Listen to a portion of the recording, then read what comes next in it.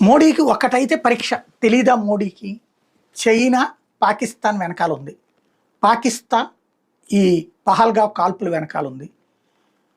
కాల్పులలో ప్రత్యేకించి ముస్లిమా హిందువా అని అడిగి చేయటం వెనకాలన హిందువులు ముస్లింల మధ్య విభేదాలు వచ్చి దేశవ్యాప్తంగా కొట్లాడుకోవడం. ఆ కొట్లాటల తర్వాతన దేశంలో మత కలహాలు అన్నటువంటి పాయింట్ తీసుకుని పాకిస్తాన్ ప్రచారం చేస్తే ఆ సందర్భంలో ఆర్థిక వ్యవస్థ పరంగా తను బలోపేతం కావడం. అందుకని తీవ్రవాదులకి చైనా సాంకేతిక సహకారం, పాకిస్తాన్ ఆయుధ సహకారం, పాకిస్తాన్ మనుషుల సహకారము అందించింది అన్నటువంటిది తెలుసు.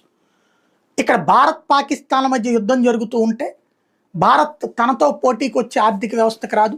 అట్లాగే ఇవాళ అంతర్జాతీయంగా అమెరికాతో గొడవ పడుతున్నప్పుడు చైనాకి సంబంధించినటువంటి వ్యాపారాలు పెరగకుండా అమెరికా అడ్డుపడుతూ ఇండియాని ప్రోత్సహిస్తున్నటువంటి వేళ ఇండియాని ఈ కాంట్రవర్సీలోకి తీసుకొస్తే